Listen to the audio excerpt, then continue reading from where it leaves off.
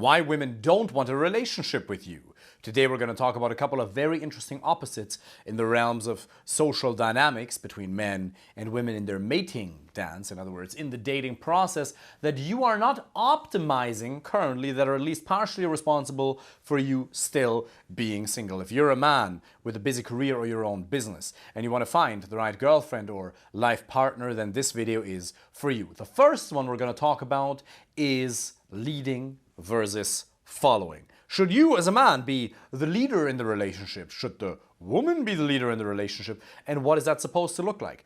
Obviously, this subject in and of itself could be a 3-hour discussion that's not very politically correct, but I want to give you a couple of important insights. I do believe that women want the man to be proactive. Now, being proactive as a man, moving things forward, does not ever mean doing anything she doesn't want to do. It never means telling women what to do. Quick little story. Fernanda, I asked her today when we went for a walk in the park, in preparation for this video, what were some of the reasons that you did not decide to enter a relationship with a guy who was clearly hitting on you? And she said once she went on a date with a guy, very intelligent man, just a win, just a guy who wins in life. And she said that she didn't want to go into a relationship with a guy because the guy walked her home and he didn't even have the balls to kiss her. He walked her home, but he never made the move. And she said, I'm not going to be the one to kiss you. That's your job. Now, are there some women out there who will be happily the first one to make the move, to kiss you? Absolutely, and that's fine. But a lot of women are going to expect you to assume the role of the leader in the relationship. Again, it does not mean it does not mean doing anything she doesn't want to do. It does not mean telling her what she needs to be doing. That's not what this is about. But it's about not placing the burden of proactivity on her. You have to be the one to make the offer to move things forward. If you walk her home at the end of the first date, offer her the kiss. It's very important. And the kiss is only ever an offer. It really is only ever an offer. But if you don't make her the offer, how is she supposed to say yes? There's a million more ways within which this manifests, but understand that you need to step up and be the leader in terms of being proactive. Now, what's the counterpoint to that? Some people, and I don't want to trash talk anybody, but some people think the man has to be the leader all the time. I think if you're a leader all the time, then you're in a relationship. I wouldn't even say that you're in a relationship with an employee, because even with my employees, I'm not the leader all the time. Yes, obviously I'm the leader all the time, but I take in their feedback. I'm really interested in their ideas. I'm really interested in hearing where they think I could optimize. But if you are the leader all of the time, you're in a relationship essentially with a slave. And even though part of you may crave that, part of you wants to be with a woman who's agreeable and you don't want to have unnecessary fights, and I agree with that, you should not be with a woman who wants to fight and argue all the time unnecessarily. 100%, that's just not necessary. That's just a huge lack of compatibility. You don't need that headache. But, so I understand that part of you that craves that. At the same time, one of the greatest joys that comes from being in a relationship is the fact that every now and then she gets to lead. And her leading does not mean telling you what to do. For example, with my ex-wife, I've told the story several times, where many years ago we went for a walk when I was still with her. And I didn't have any idea about dating and relationships and social dynamics. We went for a walk on a beautifully sunny Sunday afternoon in Dublin. There's not that many of these sunny days in Dublin, so we decided to go for a walk. And I know I'm a ginger.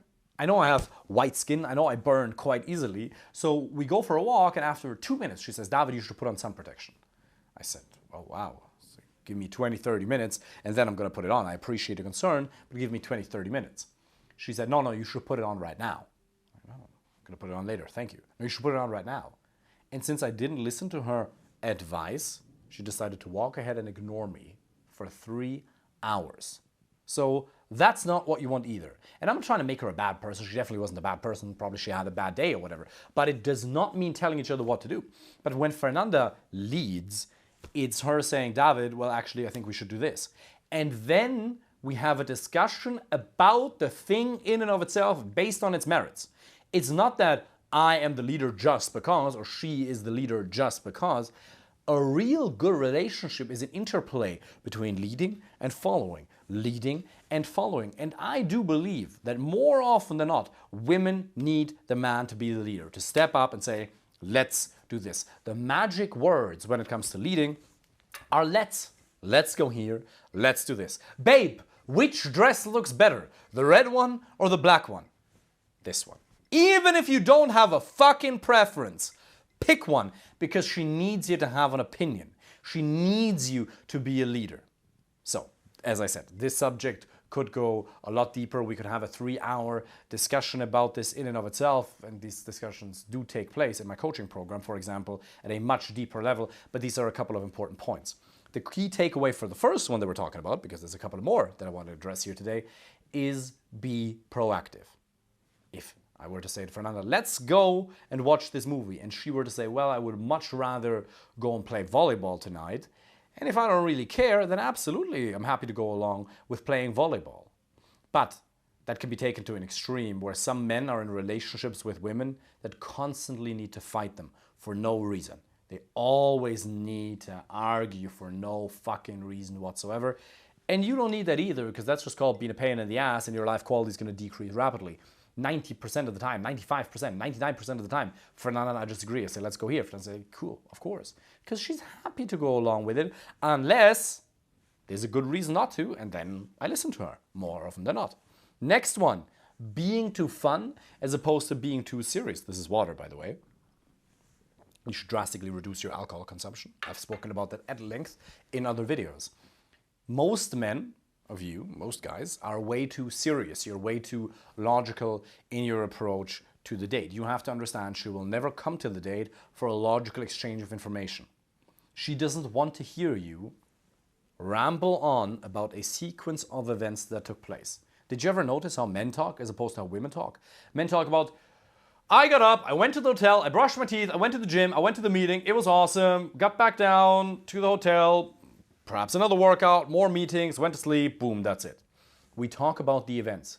Whereas when women talk about something, oh my God, I just met Christine and I told her about how I bought this new painting and she didn't even ask where I bought it, and she didn't even ask me how the painting made me feel, and women talk is an imperfect example, I'm aware of that, but women talk way more about how they feel in relation to the storyline, how the events made them feel, as opposed to the logical and objective sequence of events. That's very important. So you need to communicate, not like a woman, but you have to communicate more at an emotional level as opposed to a logical level. This goes very, very, very deep, but just at a high level. Understand that most of the time you're being too serious. You need to become more fun. You need to become way more playful. It is not about logic. Leave the seriousness at work. Now, that being said, let's jump to the other extreme. Some people, some men, they become too funny, almost infantile. They're trying to be the joker. They're trying to be the entertainer, and then she can't take you serious. Anyway, if every second sentence is a joke, and you're not able to have any conversation with any degree of substance either, well, then she won't be able to appreciate you for the man you are either. Now, who needs what advice? Some men need to become more fun. Some need to become more serious. Most of you, and I know that from years of working with men, with clients from 27 different countries, are too logical and a little bit too serious in your approach. So understand that you most likely need to become more fun, but not to an extreme where you can't value your own spoken word anymore. Next, not moving things forward at all versus escalating too quickly. Some men, they touch women inappropriately, which is never okay. Some women, they go in for the kiss too easily. Some men, they want to be sexting before they've even met for the date, sexting, being very intimate via texting. Some men, they just move things forward into an intimate realm way too quickly, and that's not okay.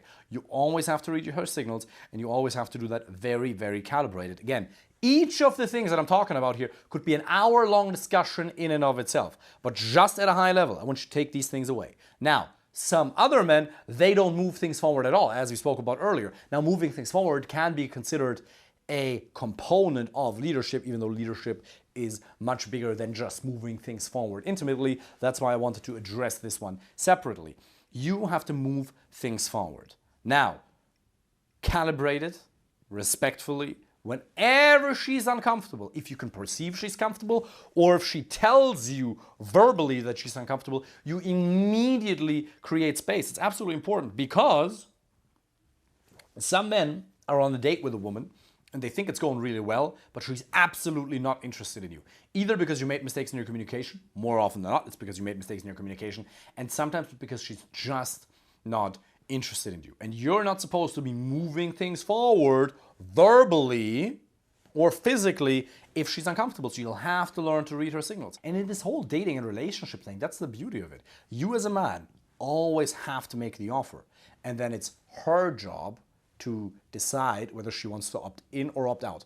And she gets to decide that all the time. She's in or out, she's in or out, she's in or out. At any point in time, she can decide to leave, and it's fine, because the reason I'm telling you guys to get so many options is because if you have a lot of options, it doesn't matter whether any particular individual wants to move things forward with you or not. It really doesn't matter. And you have an utter lack of neediness regarding any particular individual because you create an abundance of options for yourself by mastering online dating or by learning to meet women in real life respectfully and effectively. So, move things forward or slow things down. Ask yourself, where am I at? Am I moving things forward too quickly? Slow things down. Are you not moving things forward at all? Make her the offer and then let her decide. Next one, confidence and humility. Women love men that are not just confident, but overly confident. It's true. You need to be overly confident if you want to be successful in your dating and your relationship life. Now you might say, David, that's not who I am. I'm quite a humble person. I'm really not this overly confident fuckboy swag guy. Fine. No problem. You don't need to become this alpha dude. Not necessary at all. But you do have to be playfully overly confident. Confidence is probably the most important thing that I help my clients with. If you want my help with that, apply for a free initial consultation call with a link underneath this video, this podcast, wherever this episode may be posted. Let me help you with that. It's really something that you need to establish. So you need to become overly confident, because if you question yourself, if you have any sense of insecurity, self-doubt on the date, she's going to notice that and it's going to turn her off instantly. Counterpoint to that, women also want a man who's humble. I was just looking over to see what's the opposite of confidence again, because I don't even know, because I'm so confident. Just joking. You also want to be humble. You also want to be a relatable person. And while being overly confident is definitely attractive and it builds attraction, it doesn't build too much trust. So just understand that as much as you want to be overly confident because it's a super attractive quality, you also have to have a degree of humility. That being said, most of you, 98% of the clients that come to me, they don't need to be taught humility. That's your default mode. Your default mode is humility, is being humble. So you need to move more into that direction. Remember, it's always, all of these are not so much opposites, but like opposite ends of a spectrum. And ask yourself which direction you gradually need to move into, or actually rapidly need to move into. You should make jumps towards the direction of confidence sooner rather than later, because the more time you spend in insecurity, the more second and third dates you're going to miss out on, because women are going to want to meet you again for a second or third date if you sit there absolutely insecurely. That being said, if you just talk about yourself and you're overly confident to the extent where it's arrogant, they're not going to want to meet you again either, because you haven't built a sufficient amount of connection, in other words, trust. Next, gentleness versus teasing. I believe in gentleness.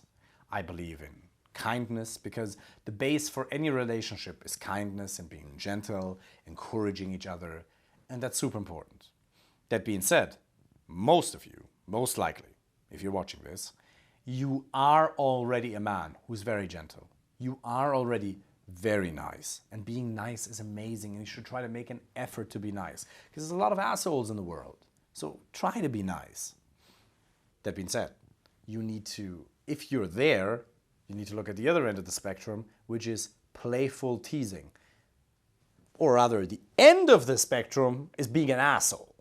You don't want to be an asshole where you're absolutely inconsiderate of somebody's feelings, but you do need to move towards the direction of teasing. Now, teasing is not a tactic.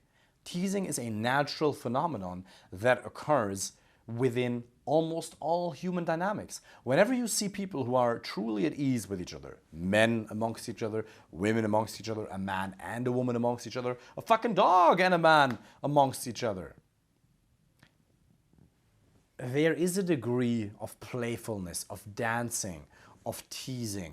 Dogs like to tease you. I love dogs. I don't have time for a dog personally, but at some point I absolutely want to get a dog. My father, 6 months ago or so, got a dog. It's amazing. The dog loves teasing him, loves playing him. Now, obviously, the way a dog teases you is a bit different. He may do it with a stick. He may give it to you, then he might run away, and he's happy. Teasing each other is such a beautiful part of life. If you don't have the ability to tease her, one, because you don't know how to apply for a free initial consultation call if you want the strategies in detail. Second, you lack the confidence. In other words, you're afraid of losing her if you tease her. You miss out on so much joy and playfulness in the moment. Teasing each other is truly one of the things that makes life worth living. Just think about it. There's the big events during the day. You may have your work, you may have gym, and you may have perhaps a social occasion. Okay. But what if in between work and gym you were to meet a friend of yours, or even at work with a coworker? Never date women from work. I'm just purely talking about a friendship level for this particular example here. You tease each other with your coworkers. Boom! There's so much happiness created in that moment. I believe, and I was actually on a coaching call with some of the clients earlier, and I was talking about the fact that you can systematically infuse your life with happiness. And one of the ways to do that is a German accent coming through. One of the ways to do that is to tease each other. It's to be so at ease with each other's presence, being respectful, obviously, because there's certain to-dos when it comes to teasing and certain things you should never do, because otherwise teasing can become disrespectful, so that's important.